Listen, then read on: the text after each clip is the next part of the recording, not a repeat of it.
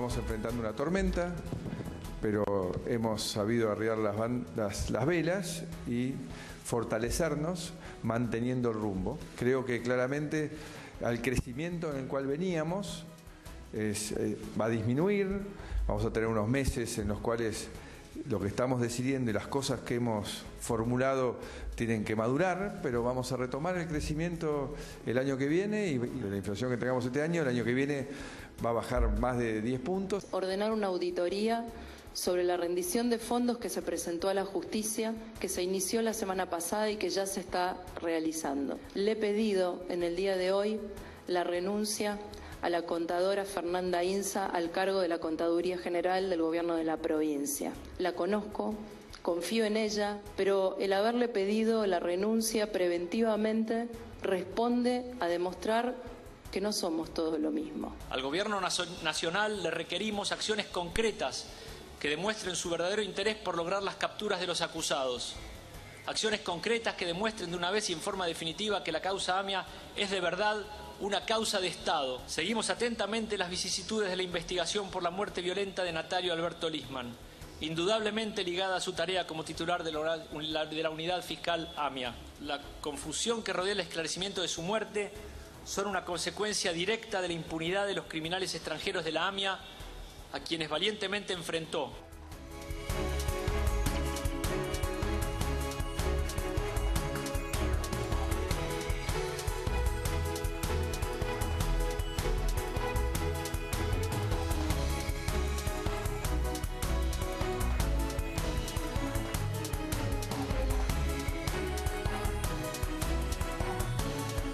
Se atropelló y se fue, los dejó tirados. Y este chico que venía atrás lo corrió para que parara, para que llamaran una ambulancia, para que se hiciera cargo. Nunca lo hizo y le dijo que se vaya, porque si no lo atropellaban también. ¿Qué tal? ¿Cómo les va? ¿Qué dicen? Muy bienvenidos, muy buenas noches. Desgarrador por donde se lo mire el último de los testimonios y los relatos. Impresionante cómo nos sucede, se repite y es algo que ya es endémico en la sociedad argentina. Bienvenido, Nacho. ¿Cómo estás, Paulino? ¿Cómo estás, Paulino? Querido Alejandro Cancelare. Hola, chicos, equipo. Me refiero a esto de atropellar, matar, huir. Atropellar, matar, huir. No requiere una prisión ejemplar de 20 años. Yo entiendo las leyes, los abogados, todo, basta. Punto, sencillo, corto, 20 años, preso, a otra cosa. 2 vidas terminadas, 2 hermanos, 24 y 26 años, iban en moto, fueron chocados por un auto. Luego vino la desidia, el abandono de persona. Si alguien no registraba la patente, todavía lo estarían buscando o jamás lo hubieran encontrado. Quizás, probablemente. Y hubiera sido 2 muertes impunes a esta hora de la noche durante el tiempo. Le arrebataron la vida. Pensá en tu hijo. No puede ser que hasta que no nos toque no estemos poniéndonos en el lugar del otro.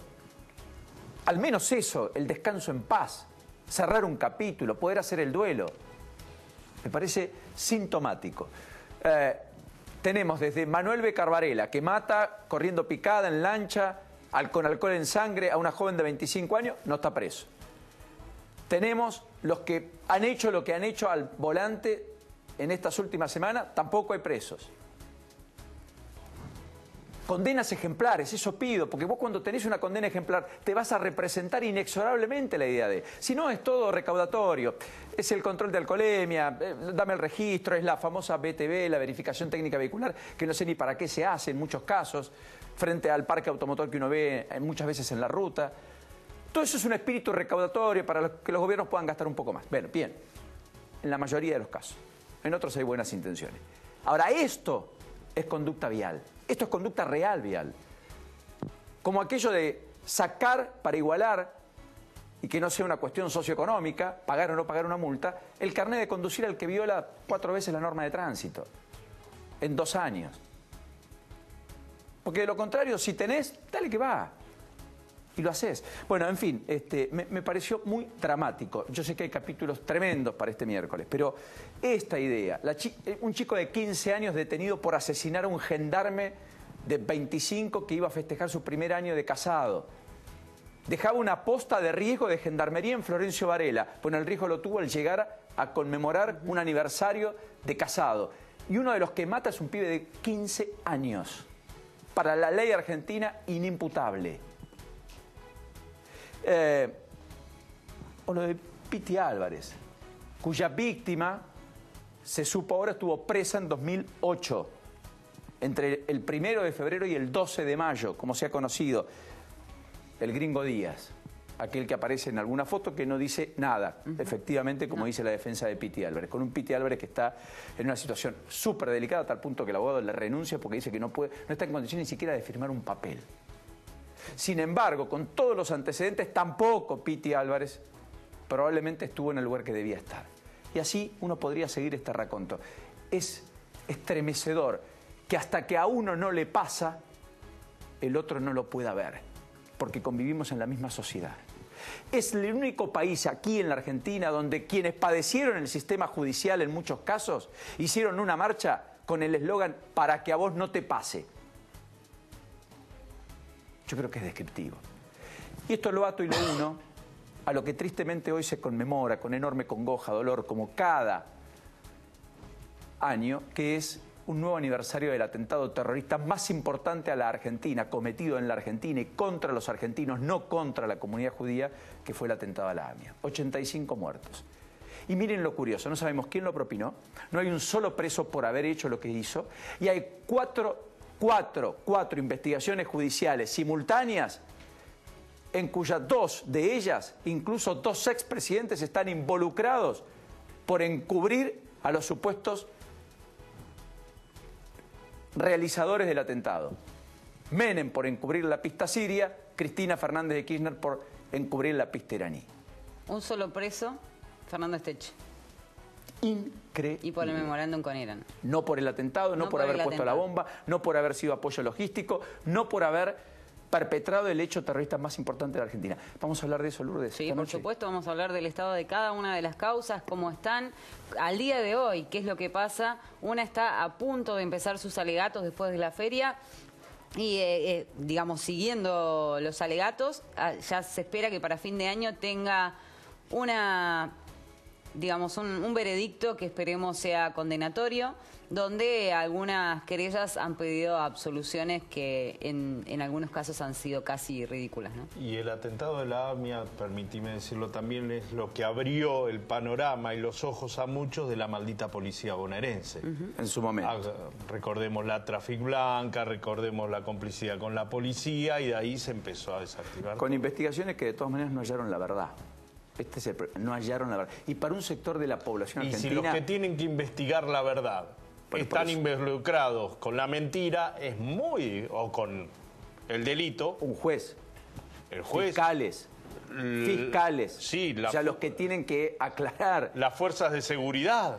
A todo esto sumale un hecho no menor, que es que parte de la sociedad todavía cree que eso le pasó al otro, o a la comunidad judía, no a los argentinos. Que esto también me impacta, pese a que se ha concientizado, y mucho a Dios gracias. Bueno, nos metemos en la política y nos metemos en la economía, 2 ejes naturalmente muy fuertes en el día de hoy, porque pasaron cosas de verdad, Nacho y querido Cancelare. En el contexto de lo que vive la Argentina y el gobierno.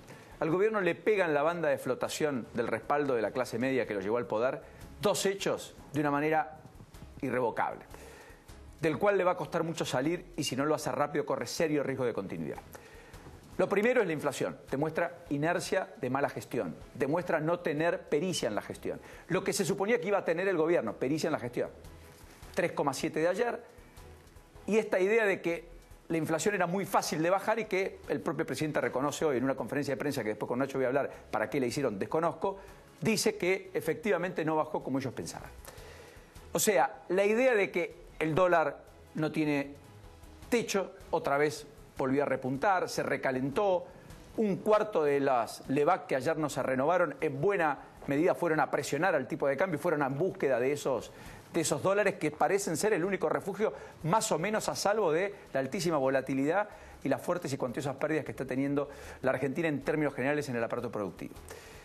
Y lo otro es que le pega en la línea de flotación la transparencia con lo que ha ocurrido en la campaña de la mismísima gobernadora, tal vez el estandarte de la transparencia incluso de Cambiemos, la figura de mejor imagen, y a la mujer a lo cual no se le puede perdonar que haya sospechas respecto a cómo financió su propia campaña, y la de su estructura y la de su partido. Gobierno que reacciona tarde, a destiempo, aunque reacciona, pero lo hace ya con el hecho consumado, con las denuncias avanzando en la justicia y sin poder explicar algo que la verdad es kafkiano. Que un intendente como Arroyo de Mar del Plata diga, miren, yo no aporté a mi campaña. ¿Cómo usted no aportó a su campaña? Aparece usted en la rendición de cuentas de Cambiemos, el partido con el que usted gana la intendencia de Mar del Plata en 2015, aportando 50.000 pesos a su propia campaña. No, sí, pero yo no lo puse. Eso es inédito. ¿Se imaginan si Cristina hubiera aparecido aportando a su campaña y hubiera dicho, no, yo no lo puse? Lo que hubieran dicho, lo que se hubiera dicho. Bueno, así que de eso, en ese contexto donde el gobierno hoy intenta retomar cierta iniciativa política y no sé con qué éxito, Nacho, no sé qué te despierta la conferencia de prensa de Macri y los anuncios de Vidal, por otra parte, para intentar poner plata en los sectores más vulnerables. Sí, sabor a poco en principio la conferencia de prensa de Macri, sobre todo porque la vara la puso alta Vidal un rato antes, ¿no? Vidal en conferencia de prensa anunciando que separaba a la contadora a una de sus principales funcionarias en cuanto a la gestión administrativa por el tema de la denuncia, en función de la transparencia y demás. Marca un claro contraste con la actitud de Macri. El gobierno nacional, yo separaría la actitud del gobierno nacional respecto a la denuncia con la de Vidal. Uno puede criticar más o menos la elección de Fernanda Inza como en el cargo de auditora y demás, pero la decisión de sacarla la toma Vidal rápida de reflejos. Vidal, más allá de que en su momento dijo que era una denuncia kirchnerista, en un medio kirchnerista, se dio cuenta que tenía sustento. A mí me parece que se dio cuenta y que por eso toma esta decisión. Sí, bueno, la denuncia está hace 20 días, en la justicia está hace una semana. Vamos a ser sinceros y vamos a ser honestos también, porque acá siempre señalamos y con razón, en ese sitio web han tirado, como esta, han tirado 25 barbaridades que nunca tuvieron sustento, Paulino. Yo te entiendo, En Nacho, este caso sí, evidentemente tenía sustento. Apareció Arroyo y me parece que la actitud de Arroyo, marcando la cancha, diciendo yo no aporté a mi propia campaña, hizo encender la luz y la gobernadora tomó una decisión que evidentemente es muy distinta a la actitud que ha tomado Mauricio Macri con otros casos similares que involucran a su gobierno. Sí, Fernanda Inza, a ver, entrega a una especie de sombra de Vidal. Está con Vidal hace años, sí. Es la persona de mayor confianza. Nada hacía Vidal en términos jurídicos sin que Fernanda Inza lo lea, lo mire, lo observe.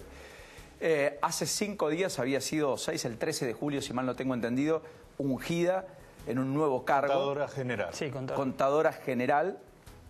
Y creo que ayer había salido en el boletín oficial. Ayer había salido en el boletín oficial. La pregunta que me hacían todos. Y era para acelerar, entre otras cosas, los pagos que no estaban llegando en tiempo y forma a muchos proveedores, porque el sistema que se traspoló de la Ciudad de Buenos Aires a la provincia prácticamente está caído siempre, recurrentemente, y esto está generando dolores de cabeza por doquier en la administración pública de la provincia de Buenos Aires. Porque no son compatibles, realmente. Bueno, o porque no contemplaron la idiosincrasia de la provincia. La orgánica de la provincia de Buenos Aires, el Tribunal de Cuentas, todos los límites que tiene para ejecutar un gasto la provincia de Buenos Aires. Ahora, lo primero que me preguntaban mis amigos conocidos es ¿cómo puede ser que una semana la hayan nombrado y en la semana la hayan renunciado? ¿No lo sabían antes?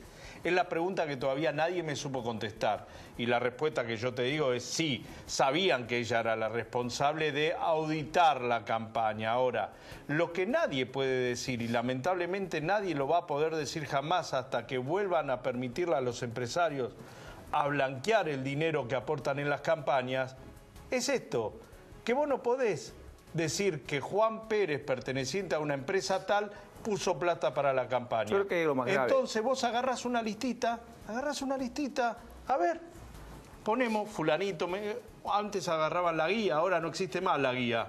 En este caso, un cráneo agarró los planes. ¿Por qué? Porque también los candidatos a concejales son los aportantes de campaña. Quiero poner algún grado de precisión porque el tema es muy serio. Y entiendo la vehemencia con la que lo marcás, Alejandro, pero quiero decir, acá el problema es que la justicia le está pidiendo la información a ANSES respecto a si los que aparecen aportando son los que reciben un beneficio asistencial, sí o no. Para que se entienda, hay dos, en realidad son 3 denuncias. La primera comienza cuando aparece este programa diciendo del tema de los aportes truchos, el fiscal Dilelo como fiscal electoral toma per se esta denuncia pública que se hace en los medios masivos e inicia de oficio una investigación preliminar. Sí. En esa preliminar se le suma la denuncia de Gustavo Vera. Sí. ¿Qué hace? Por lo tanto, el fiscal Dilelo manda los oficios al ANSES y manda a todos los organismos necesarios para corroborar si realmente esos aportes fueron realizados o no. Sí. Por otro lado, el juez Casanello toma la denuncia con el fiscal Stornelli, que requiere que se investigue, y sí, ya cita a más de 50 testigos para después de la feria que van a tener que ir a declarar. ¿Testigos o personas que aparecen aportando y que dicen que no aportaron? Son testigos. Según el informe periodístico, son más de 50 personas que aparecen en esa lista y que el periodista se encargó caso por caso de ir, tocar la puerta, llamar por teléfono o cualquier manera de comunicarse, y le dijeron, no, yo no aporté nada porque imagínate, soy beneficiario de un plan social. Entonces, de eso se trata la investigación, de gente que aparece aportando para una campaña política y que dice, al menos según el periodista, porque después lo tienen que corroborar en una sede judicial. Exacto. Y no es menor esto, ¿eh? Sí, pero lo de Arroyo tampoco. Es el intendente que te dice que no aportó para su propia campaña, Nacho. Eso es inédito, pero irrevocable. Vos estás pensando, Paulino, que yo atrás. estoy defendiendo. Yo lo que estoy diciendo es que una cosa es decir algo en un medio, con una liviandad en un medio, y después ir y bajo juramento decir, sí, pasó esto, y yo no aporté un peso. Porque después está la firma también, ¿eh? Bueno, guarda que no aparezcan las firmas. Ahí está el tema. Porque esto sería falsificación de documento público. Exacto. Sí. Primero, ya hay un delito. Falsificación de documento público y falsedad ideológica. Estamos hablando del artículo 292 y 293 del Código Penal, Paulina. O sea, son dos delitos que pueden ser con una pena que se sume. De 1 a 6 años cada uno de los delitos prevé. O sea, serían penas de prisión efectiva. Sí, en ese caso podría ser en caso que sean más de 3 años de condena. Correcto. Una condena de más de 3 años es efectiva. Marco esto porque después está el planteo, como marcábamos ayer con Sabatella, de defender todo lo que ha pasado. Las campañas no resisten un prisma de análisis desde hace mucho tiempo en la Argentina. Las últimas 3 campañas presidenciales fueron objetadas en la auditoría de la Cámara Nacional Electoral. Aparecían hasta monotributistas de la categoría inferior aportando sumas que no hubieran recaudado ni juntado durante 2, 3, 4 años de vida. Todo eso no implica que aquí hay una clara responsabilidad de aquellos que venían a cambiar las reglas de juego y aportar transparencia a la vida pública y política. Insisto, ese creo que es el dato más chocante y el dato más relevante de por qué también tiene que rápidamente reaccionar y salir de esto el gobierno. Es sintomático que Vidal haya tomado una decisión de desplazar a su mano derecha. Enhorabuena, no es habitual, es para remarcar. No es menos cierto que si hace 5 días la nombró es porque probablemente creyó que era una denuncia de un sitio web, de un periodista enrolado en el kirchnerismo y que no tenía asidero. Hasta que, evidentemente, las pruebas le empezaron a demostrar que algo pasa. Porque si pasa lo que Nacho dice, no pueden probar nada en la justicia, bueno, pasa a ser una especie de escándalo y bochorno, porque desplazaron... ¿Qué es lo que pasó con... Paulino, se han hecho tapas de diario con supuestos testigos diciendo que se lo llevó la gendarmería a una persona y esa persona estaba lamentablemente fallecida en el mismo lugar, estuvo 100 días. Y estamos a más de un año y se sigue diciendo exactamente lo mismo en ese tipo de sitios. Entonces, hablemos un poco con honestidad intelectual. Lo que está haciendo la gobernadora, antes no se hacía, lo hace bárbaro. ¿Está bien que haya ocurrido lo que ocurrió? No. Pero no hay que dejar de remarcarlo. Aquí en la Argentina nos acostumbramos a que de repente somos Suiza. Y no somos Suiza. Lamentablemente no somos Suiza. Somos Argentina. Tenemos que ir hacia un camino de transparencia. Y yo creo que cuando se revise bien la denuncia y cuando vayan los testigos, se va a visorar claramente después si existió lo ilícito de toda la maniobra. ¿Quiénes fueron los que lo produjeron? Porque muchas veces, reitero el concepto, los candidatos locales no siempre están vivos, avivados o tienen la estructura legal adecuada para decir cómo recaudó la plata. Recordá que vos tuviste que poner 12 candidatos a concejales por distrito. Sí, yo creo de todas maneras, Alejandro, que todos aportan plata. Sí, está bien, pero pará, porque entonces, no, pero está bien, pero ahí hay gente que dice que no aportó, entonces ahí está. Por eso te digo, fueron electos y no aportaron, ya está. Bueno. Yo no quiero aparecer como aportante. Inventás, antes agarraban de la guía algún cráneo habrá agarrado del ANSES. Yo, punto. para salir del cráneo o no cráneo, yo lo único que digo es, ¿las otras campañas tienen una investigación parecida? Sí, todos tienen, hay muchas No, pero en el irregularidades. 2017. Bueno, entonces hay que cambiar el método de financiamiento, no hay duda, hay que hacer una nueva ley. Está bien bancarizarlo, bien, busquemos después cómo hacemos. Lo que digo es, que esto pase en la campaña de Cristina Fernández de Kirchner el año pasado no llamaría la atención. Sería un dato más, sería casi anecdótico. Le pasa a los que dicen venir casi bañados con agua bendita. Ese es el tema. Yo siempre digo, no se pregona la transparencia, se ejerce, se ejecuta. No se dice que se va a bajar la inflación, se baja. Esa es la gestión.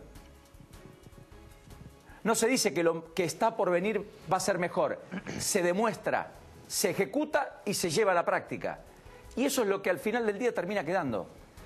Cuesta entender que un gobierno que vino por esto tenga estos problemas, que son realmente muy complejos. Bueno, por la campaña anterior, la de Cristina Fernández, cuando creo que fue la de que ganó con el 54%, hay personas procesadas, Paulino. No, por la del 2007, La que es más Federina, grave. Claro, la que vos le marcaste el otro día. A Sabatella. La Federina. O sea, había uno de cada 3 pesos que recaudó Cristina para su campaña que provenían de los laboratorios y demás. Claro, pero están procesados, pero pasaron 11 años.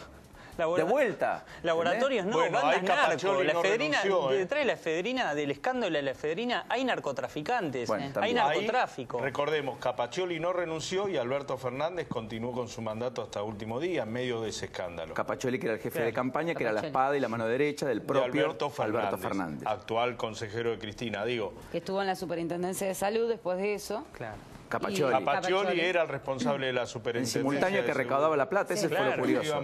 O sea, controlaba el sistema de salud y le pedía a los efectores que aporten para la campaña se supone a cambio de seguramente algún tipo de trato más laxo. O quizás ni siquiera eran plata de ellos. Los hicieron figurar con plata de otro, como puede estar ocurriendo probablemente en esta investigación y alguien va a tener que probar. Bueno, pero quiero salir de esto porque si no nos quedamos solo con este tema. Está Felipe Miguel, con él vamos a hablar en un ratito, es el jefe de gabinete del gobierno de la Ciudad de Buenos Aires, de Horacio Rodríguez Larreta. Quiero saber, Nacho, qué es la novedad o cuál es la novedad saliente después de las reuniones que ha mantenido el gobierno para mejorar las chances de acordar un presupuesto que el sector racional del peronismo, entre comillas, le está tratando de acompañar al gobierno y está diciendo hasta abiertamente y públicamente, el ministro de Economía de San Juan o el propio Urtubey, que hay que darle presupuesto al presidente. A mí me parece que fue un gesto que cambie un poco la ecuación de lo que venía ocurriendo, ¿me equivoco? Sí, básicamente el gobierno va a absorber 200.000 millones de pesos. ¿Te acordás que hablábamos de 300.000 millones de pesos de ajuste? 150 a la Nación, 150 a las provincias. Bueno, esto cambió. La Nación admite que recibe el 66% de todo lo que se recauda. Esto es fondos de coparticipación y también de la seguridad social, recursos de la seguridad social. Entonces dice, bueno, yo voy a absorber 66% de esos 300.000 millones de pesos. El resto va a ser por cuenta de las provincias. Hubo dos buenas noticias. Para Vidal, la buena noticia es que va a tener que poner la mitad. O sea, va a poner en función de la coparticipación que recibe, es el 21%. Esto va a destrabar porque la gobernadora estaba bastante firme en no acordar si no era un trato beneficioso para la provincia. Son 21.000 millones de pesos, se hablaba de 40.000 millones. Me parece que después de esto va a terminar cerrando, va a impulsar para que cierre. Y Felipe Miguel, que está acá, le puedo ya adelantar que la ciudad, si finalmente se concreta este acuerdo, va a tener que resignar 5.147 millones de pesos. Esto es también según los fondos de coparticipación que recibe la ciudad. La verdad que es una cifra bastante inferior a la que se venía hablando, pero todas las provincias en general van a tener que resignar menos con este gesto de la Nación, con lo cual mañana se lo van a presentar Frigerio y Dujovne a los ministros provinciales de 9, en realidad ministro de Hacienda de 9 provincias, y me parece que va a haber al menos una buena predisposición. Era mucho más lo que tenían que hacer las provincias. Yo creo que con esto puede llegar a haber acuerdo. En Río Negro dicen que el ajuste va a ser entre Río Negro y Neuquén de 4 a 5.000 millones de pesos. Ya te digo. Por lo tanto, da la impresión, por lo que marcas, que las dos provincias van a tener que ajustar menos que la propia ciudad de Buenos Aires. Sí, entre las dos, 4.000 millones de pesos. ¿Viste? Bueno, perfecto. Si tenemos la misma información, sí, no hay duda, es el borrador. Ahora, ¿de dónde va a salir la plata de Nación? Está bien, va a ser el mayor ajuste. Obra. principalmente obra pública. Ponen el freno de mano a la obra pública. Por supuesto. La provincia de Buenos Aires va a poder continuar con la obra pública, es una buena noticia para la campaña, por eso decía, 2 buenas noticias que tuvo Vidal, pero la Nación va a tener que frenar obra pública. De ahí sale la mayoría. Felipe Miguel, gracias por este ratito, bienvenido. ¿Cómo le va? Paulino, ¿cómo están? ¿Ese es el borrador que usted vio también o todavía no lo vio? No, todavía estamos en conversaciones de diferentes escenarios, hay números que están todavía discutiéndose y en los próximos días seguramente se vaya clarificando el número más cercano a lo que finalmente se termine acordando. Es una negociación que involucra no solamente a la Nación, a la ciudad y a la provincia de Buenos Aires, recién mencionadas otras 2 provincias, involucra a todo el país. Por lo tanto, es una negociación que tampoco es probable que tenga algún ida y vuelta, algún acomodamiento final antes de llegar al documento definitivo. ¿Le sorprende lo que se está viviendo en la provincia de Buenos Aires en medio de la denuncia, etcétera? Porque ustedes financiaron ¿cuántas? 10 campañas, 10 años, 5 campañas. Sí, no tuvieron jamás una auditoría... Del 2007. Del 2007. Porque parece burdo, ¿eh? Yo coincido con parte de lo que decías en relación con que estas cosas no pueden pasar y si pasan hay que actuar de la manera correcta. Hay que investigar, hay que separar a las personas que aparentan alguna responsabilidad, hay que hacer las auditorías correspondientes y si se comprueban irregularidades, ilícitos, hay que sancionar, tiene que actuar la justicia en esos casos. Es cierto, es una vara que puede redimir, efectivamente. Tienen que hacerlo de ese modo, no hay manera de otro. Bueno, nos metemos un poco en los temas de la ciudad que habíamos previsto, porque hay muchos debates, muchas discusiones, muchas reformas. Primero, el traspaso de la justicia, parte de la justicia al ámbito de la ciudad, ¿se va a dar este año o será para el año que viene? Nosotros firmamos un acuerdo, que lo firmaron Horacio y Mauricio, entre Nación y la Ciudad de Buenos Aires, para traspasar competencias en materia de fuero penal, sí, competencias también del fuero laboral, de defensa de la competencia, y también los registros de propiedad inmueble y el registro automotor. Eso se ratificó en la legislatura de la Ciudad de Buenos Aires, y falta la ratificación por parte del Congreso Nacional. Está en el Congreso esperando esa ratificación. Hasta tanto no se ratifique, no podemos recibir esas competencias de manera definitiva. Para nosotros esto es muy importante, hace a la autonomía de la Ciudad de Buenos Aires y fundamentalmente en lo que es una de nuestras mayores prioridades, que es la seguridad, hace al mejor funcionamiento del sistema de seguridad en su totalidad, que incluye, por supuesto, a la Fuerza de Seguridad, a la Policía de la Ciudad, pero también incluye al Ministerio Público Fiscal e incluye también a la justicia y el accionar de la justicia. ¿Va a haber impacto de recortes de obra pública en la ciudad para el año que viene o va a quedar exento? ¿O van a buscar mecanismos para financiarlo, teniendo en cuenta que la ciudad tiene un estatus diferente para ir a buscar plata al mundo? Porque, vale la pena decir, la ciudad jamás defaulteó. O sea, Argentina es un defaulteador serial. Muchas provincias no pagaron bonos. La ciudad, ni en el peor momento, ni siquiera tuvo que emitir lo que en algún momento se pensó por parte de Ibarra, que era el famoso bono porteño, que nunca vio la luz, digamos.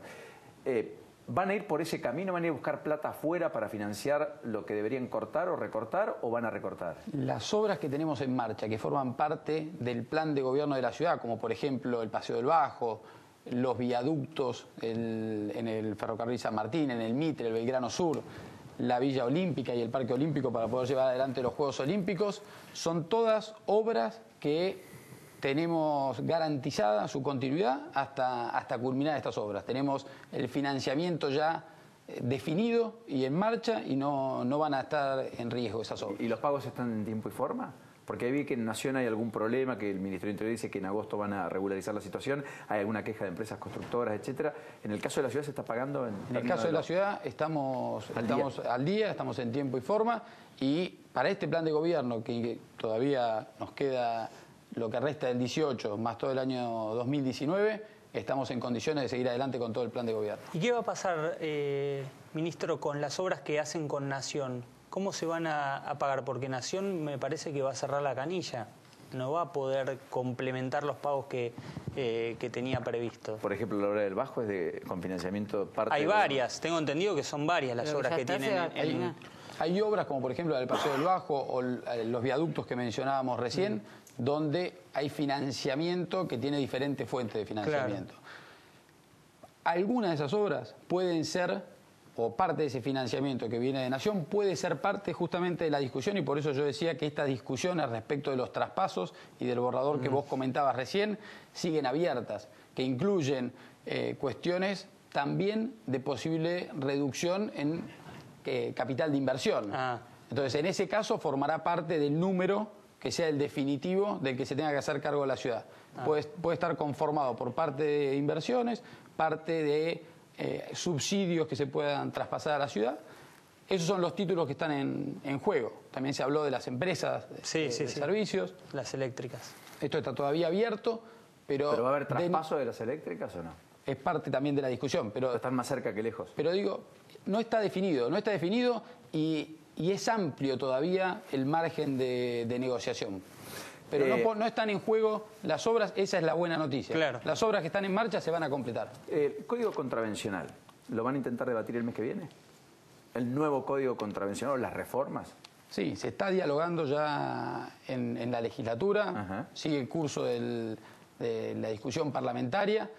Nosotros tenemos una expectativa de que se discuta lo más rápido posible porque es una buena herramienta para seguir dando más seguridad a los porteños y a todos los que visitan la ciudad de Buenos Aires. Porque escuché varias cosas. Primero, alguien que sea un trapito, entre comillas, no regularizado, que haga lo indebido o impropio en la vía pública, finalmente el mecanismo para poder detenerlo sería diferente y al mismo tiempo tendría penas de prisión con días de arresto. Podría tener pena de arresto y tiene, como en general toda esta reforma que enviamos de Código Contravencional, un agravante para el caso que estas hostilidades, estas agresiones se produzcan en contra de mujeres. Entonces, en el caso que la víctima sea una mujer, tiene un agravante.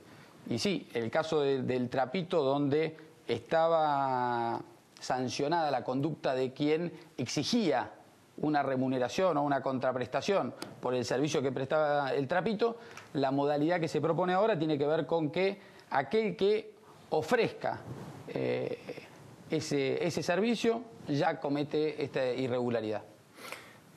Algo similar sucede en el caso de los limpiavidrios. Se habló de que querían ser más duros por el tema de ruidos molestos con los artistas callejeros y que algunos podrían terminar presos. Ese fue un argumento de la oposición que escuchaba en estos días para oponerse a las modificaciones de un código que evidentemente va a ser más duro, probablemente tomando nota de las irregularidades que pasan en el espacio público. ¿Es algo de esto cierto o no? Es buena la pregunta porque me permite aclarar que no tiene el objeto de esa figura contravencional no tiene que ver con estas situaciones del artista callejero, ni mucho menos.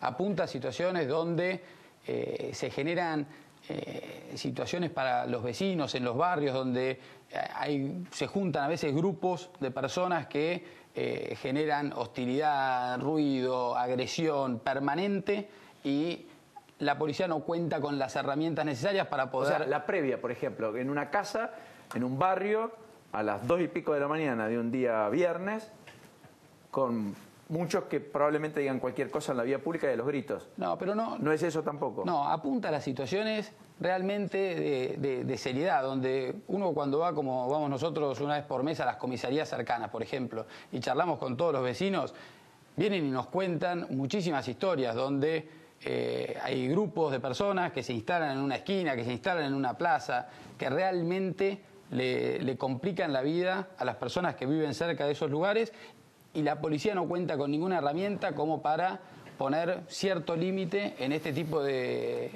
acciones que hacen a la convivencia. No son delitos de gravedad, pero hacen a la sana convivencia entre todos. Respecto al acarreo, ¿eso está frenado por una medida cautelar? ¿Las nuevas licitaciones? ¿Las licitaciones que nunca llegaron en los últimos 15, 20 años? Sí, tuvo un freno, estuvo en primera instancia, está apelado ahora y esperamos una pronta resolución en la Cámara. ¿Y van a seguir adelante con la idea de ampliar las zonas del estacionamiento medido de hoy? Sí, definitivamente. Estamos convencidos que va a dar más orden a la Ciudad de Buenos Aires en general.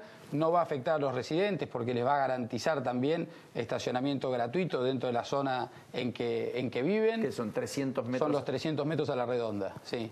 Y además va a permitir también reforzar un sistema de acarreo no solo para aquellos que no paguen, por ejemplo, el ticket que corresponda, sino para los casos donde se estaciona mal y se afecta a tercero. Por ejemplo, la rampa para discapacitados, la puerta de un garage que se obstruye. El estacionamiento en doble fila, que ya es una modalidad en varios barrios. Sí. Y cuando pasa eso, hoy tardamos más en poder reaccionar para resolverle esa situación al vecino que se le está obstruyendo la salida o obstruyendo la circulación.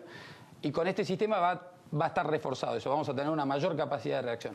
Hay una discusión respecto a Uber y más allá de la consideración personal que pueda uno tener respecto a la legalidad o no de Uber o la necesidad de que se legalice o no Uber en época de legalizaciones.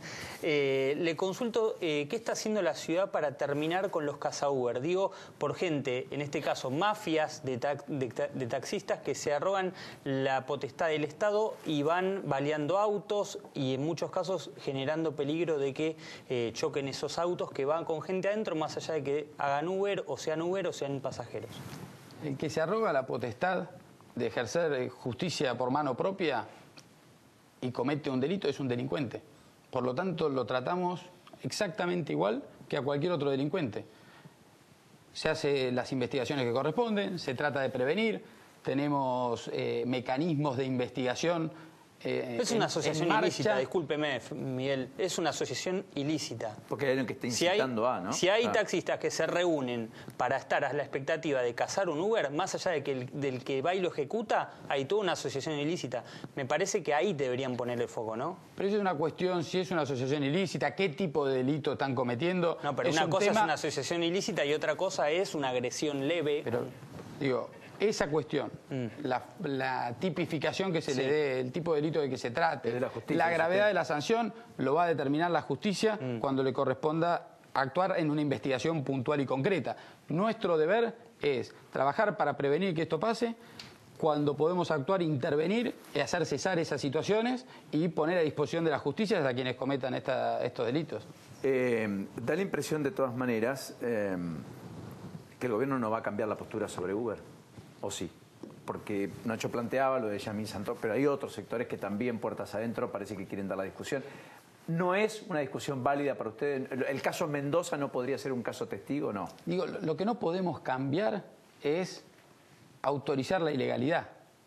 Entonces, o Uber se adapta a las normas que rigen en la Ciudad de Buenos Aires, en la Argentina, y tienen un quit, y cumplen con las normas de seguridad en el tránsito y le exigen a quienes trabajan y tienen la responsabilidad de transportar a otros los seguros y la capacitación que corresponde, o está fuera de la norma. Y tenemos que acostumbrarnos. Creo que todos los argentinos... Cabify es un servicio que está autorizado, está dentro de la red. ¿Paga todo eso? Sí, por supuesto. O sea que si Uber hace lo mismo, Uber sería legal. Pero definitivamente. ¿Airbnb funciona en la Ciudad de Buenos Aires? Bueno, no funciona establecido en la Ciudad de Buenos Aires. Todo el mundo alquila no pagando lo que pagan todos los que están proveyendo ese servicio, hoteles, etcétera, alquilan sus propios departamentos, lo hacen por cuenta de orden propia, etcétera, pero no es algo que esté bloqueado, se puede hacer. No está bloqueado tampoco. ¿Y no es una competencia desleal? Planteado en términos de lo de Uber. Son todas las situaciones que Porque tampoco hay garantía y resguardo, digamos. Alguien alquila y finalmente lo prometido no está, ¿quién es el responsable? Son todas las situaciones que aparecen y que van surgiendo y que hay que ir atendiendo en virtud de esta nueva forma de comerciar y de ofrecer servicios a través de plataformas de Internet y que funcionan de manera también internacional. ¿Usted está con los pañuelos azules o verdes? Yo estoy muy de acuerdo con la decisión de haber abierto el debate. Sí. Y creo que eso nos enriquece a todos y creo que enriquece cuando sobre todo respetamos las posiciones también de los otros. Y estoy convencido que eventualmente se va a llegar a una solución que sea constructiva, en base a atender justamente a los planteos, como en este caso. Este proceso fue un proceso súper abierto y que permitió poner sobre la mesa todas las cuestiones que están siendo debatidas. Pero insisto, Petraca, el intendente de Junín, ha convocado una marcha, una movilización con la iglesia el próximo domingo, etcétera. Muchos se han movilizado abiertamente. ¿Usted, si fuera diputado, votaría a favor o en contra? A ver, a mí me gustaría... O sea, para usted hay vida desde la concepción y por lo tanto no es discutible cualquier ley que intente un aborto, o para usted la vida es, y alguien es persona a partir de la semana 12 o 14 cuando hay desarrollo neuronal, según dicen los científicos, en fin, o las posturas que estamos escuchando. Yo no he visto que la ciencia hoy demuestre que no hay vida desde la concepción. O sea, usted no votaría a favor. Yo no me sentiría cómodo ante esta falta de demostración con esa decisión. Se lo pregunto, Felipe Miguel, y entiéndame desde el buen lugar, sin golpe bajo. Creo que cuesta, porque políticamente es correcto decir que se tiene que estar a favor del aborto, porque parece ser pro, parece ser moderno, parece ser de avanzada. Creo que hay un espacio para los que no comulgamos con la idea de, aunque estamos dispuestos a discutir, que nos cuesta más decir, no, yo no lo votaría, me parece una mala ley. Antes haría un montón de otras cosas. Y ¿saben qué? Si se vota la ley, hagamos modificaciones, porque por caso, por ejemplo, la madre puede tomar la decisión de seguir adelante con el embarazo, pero el padre quizás no quiera, pero no puede excusarse. La madre sí puede excusarse, el padre no.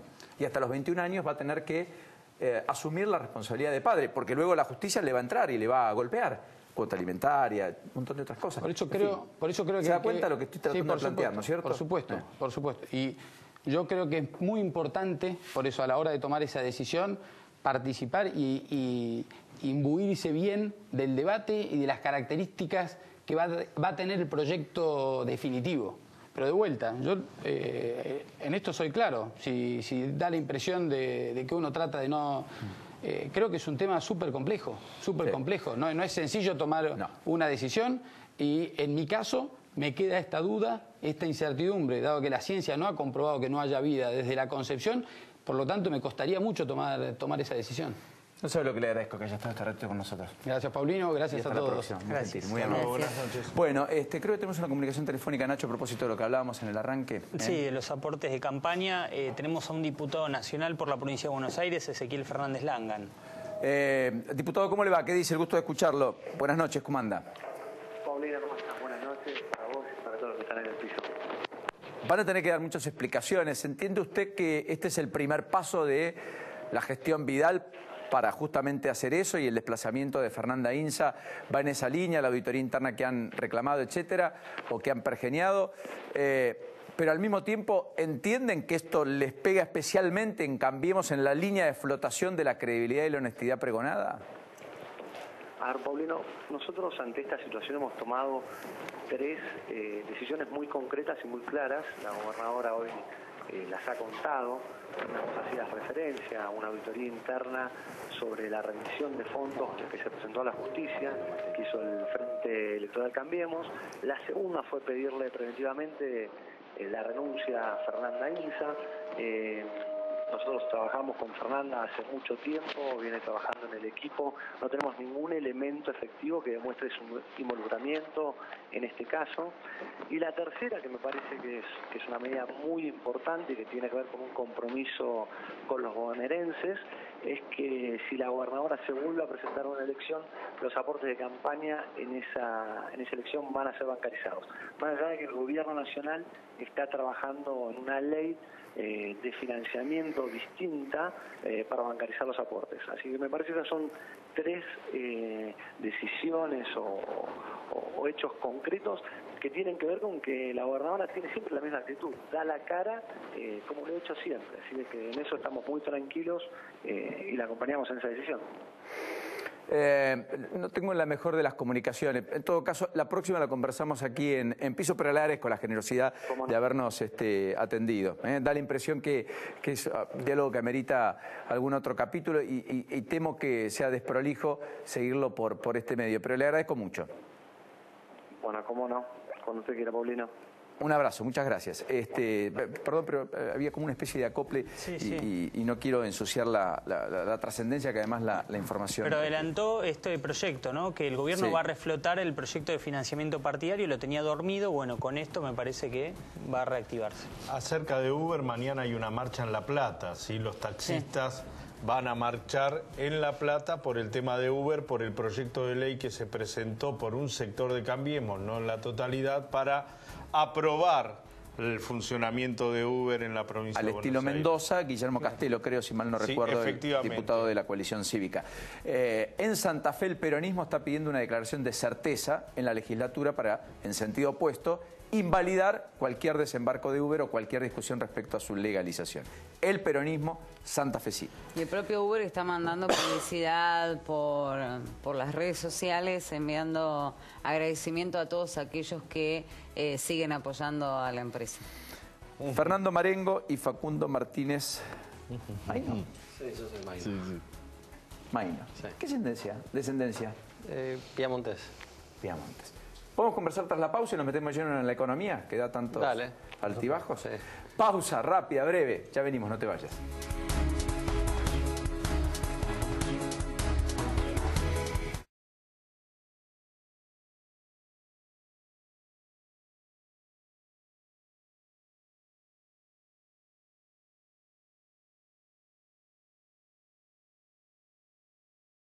SUTECBA, un gremio siempre junto a sus afiliados. Un gremio fuerte, unido y solidario. Los derechos humanos son también los derechos de los trabajadores, la protección del trabajo, de la salud, de la mujer y de la familia. SUTECBA, Amadeo Yenta, garantizando el trabajo digno, la estabilidad, la capacitación y el progreso en la carrera, y mucho más.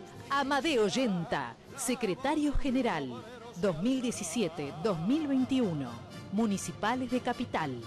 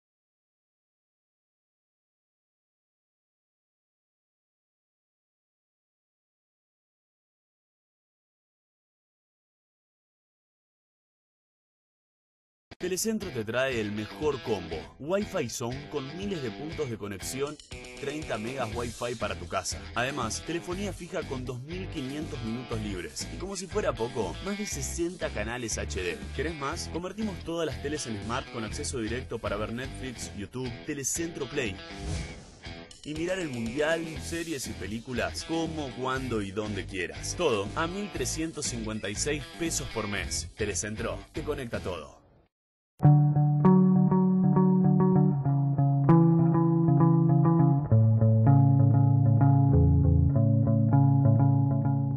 RNB Construcciones. Hacemos realidad tus proyectos. San Francisco está muy lindo, viene creciendo. Tenemos el parque industrial más grande de la provincia de Córdoba con 268 hectáreas.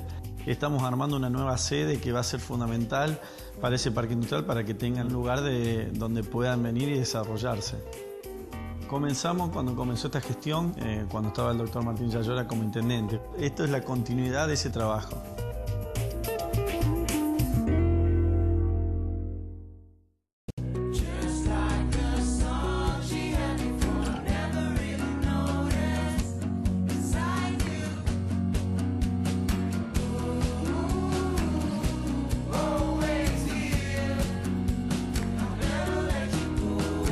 Estar bien es lo primero. Galeno.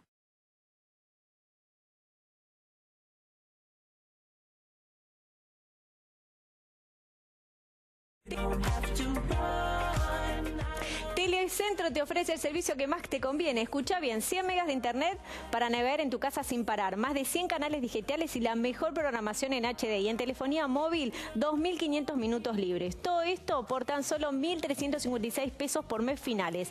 Solicítalo llamando al 6380-0000 o bien ingresando en www.telecentro.com.ar. Y además la nueva TV de Telecentro, Telecentro Play, donde tenés la posibilidad de rebobinar un programa que está en vivo o bien disfrutar de las últimas 24 horas de televisión, ver series, películas y muchas, pero muchas cosas más. Porque vos sabés que Telecentro te conecta a todo.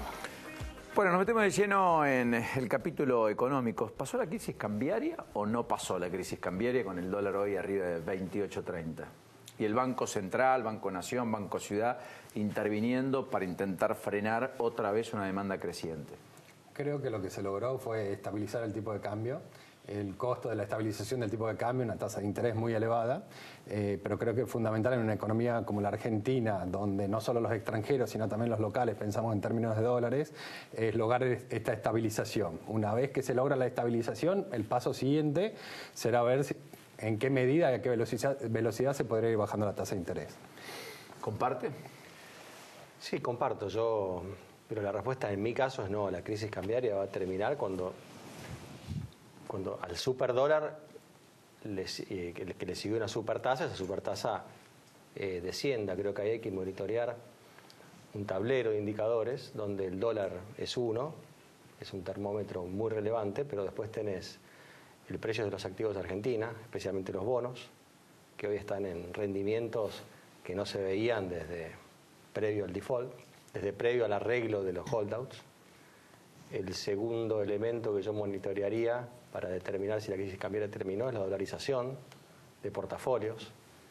Hoy el Banco Central perdió 1.000 millones de reservas. Como bien dijo él, hubo ventas de otros bancos, de bancos oficiales.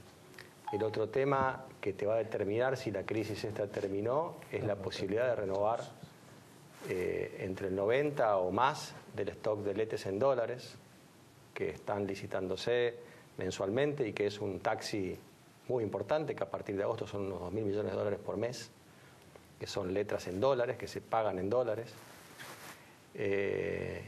Y otro termómetro es la tasa de interés. O sea, uno puede decir que terminó la corrida contra el peso con la tasa de interés en 47 o 46. No, creo que la crisis, estamos en el epicentro de la crisis. Decir que terminó sería errado. El presidente habló de la tormenta, ¿no? Y habló de tormenta, qué sé yo. Lo que me parece el mercado le está endilgando al gobierno, a los empresarios, es si hay una coordinación de política macroeconómica y en definitiva si hay un plan integral económico, ¿lo ven?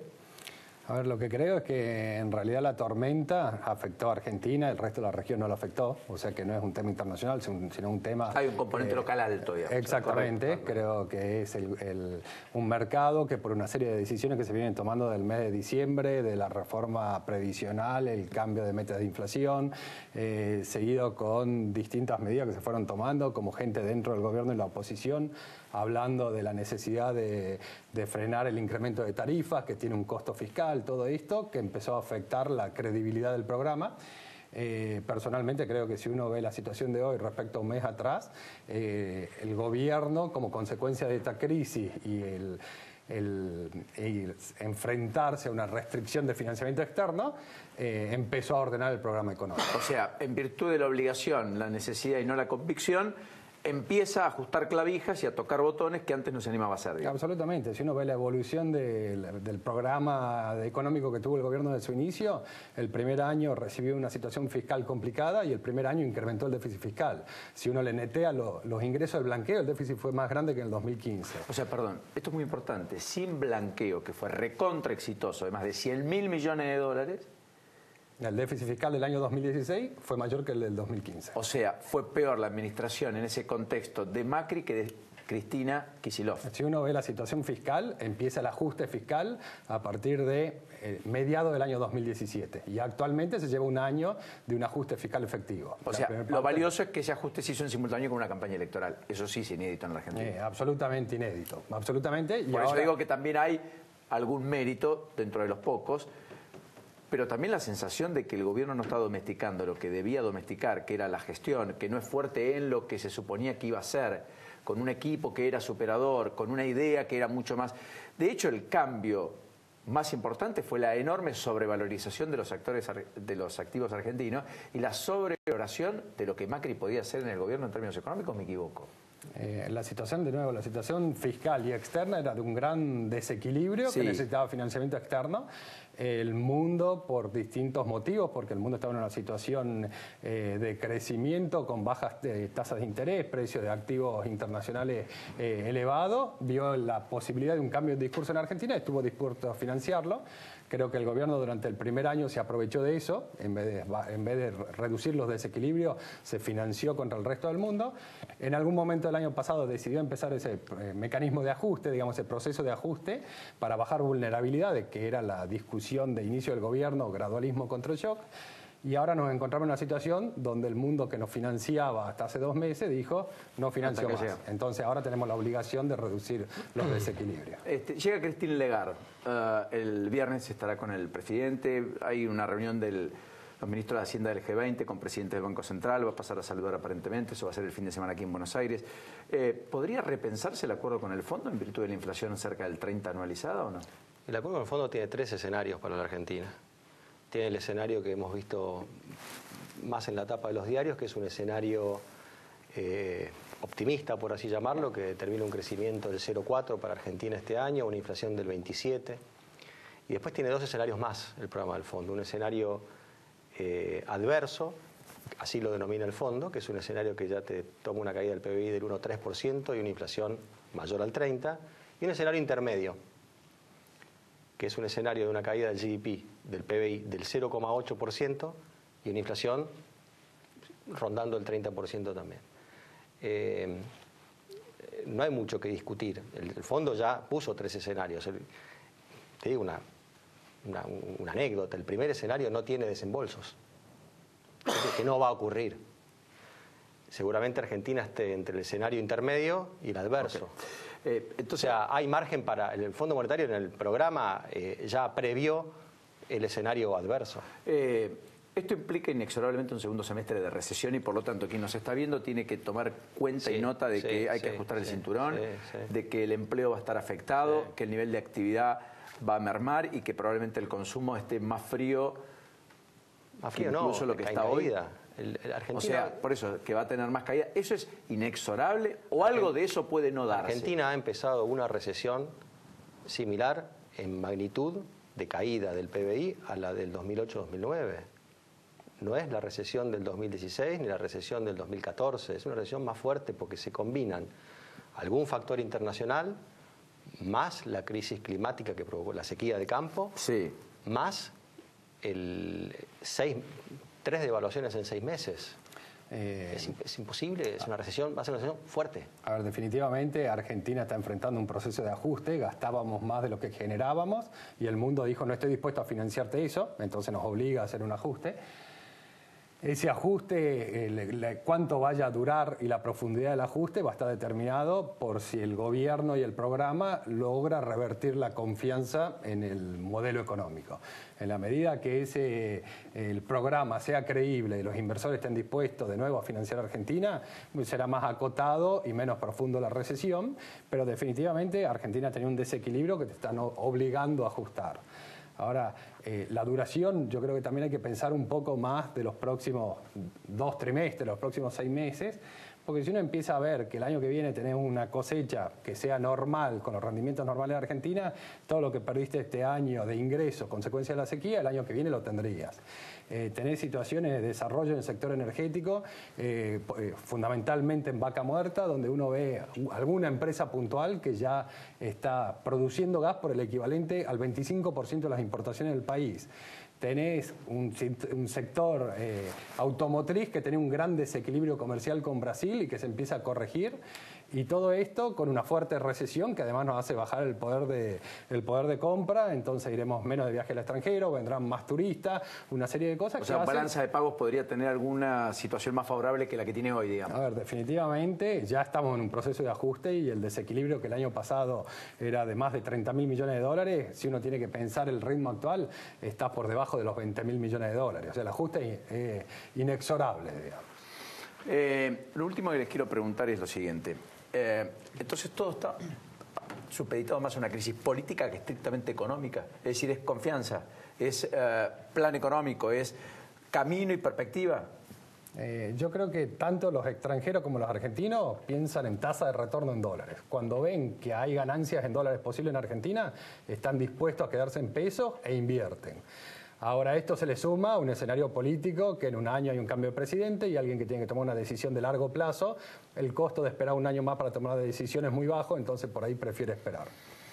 Yo creo que el programa del fondo no es un programa de desarrollo, ni de crecimiento, ni de restauración del empleo y el crecimiento en la Argentina. Es un programa de estabilización netamente financiero por la crisis, porque a la herencia que recibió este gobierno se le sumó un programa económico totalmente inconsistente. La mejor noticia que tenemos hoy es que tenemos un programa económico, el que se acordó con el fondo, pero es un programa económico de ajuste, por lo tanto no es de crecimiento.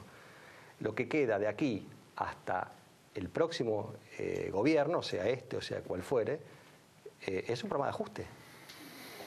Yo no le veo los determinantes para que encontremos brotes verdes. A ver, creo que es un error empezar a buscar brotes verdes pronto. Está bien. Más si lo hace el gobierno, pero no es su función. Gracias a los dos. Un placer. Muy gentiles y muy generosos. Bueno, nos vamos, punto final. Se nos fue el programa, pero ha sido intenso, apasionante. Hablamos mañana del capítulo AMIA, todo abierto, tristemente a 24 años, sin novedades, sin certeza. El viernes no hay reunión en San Martín del PJ. No hay 2019 finalmente, después del escándalo que sucedió en San Miguel, donde se agarraron a piñas entre los dialoguistas y los no dialoguistas. Bueno, ahora no pudieron ni siquiera consensuar la lista de oradores. Querían hacer un documento, tampoco podían consensuar porque ¿quién lo leía? Bueno, en definitiva, no hay 2019 en San Martín, se postergó hasta octubre, así que... El oficialismo, lo que hablamos, la oposición, un poco esto. En el medio la atomización, la incertidumbre, en el medio de la Argentina. ¿Y San Paoli quién lo releva? También postergaron esa definición en la AFA para algún día. Dios. Lo más importante todavía no lo sabemos. Gracias a los tres por este ratito, por esta noche de miércoles, como siempre. Al mal tiempo, buena cara. Parece que se queda la lluvia hasta el viernes. Sí. Por lo tanto, chao Nacho, hasta mañana. Hasta mañana. Lourdes, Hasta mañana. Chao Alejandro, hasta mañana, pásenlo bien.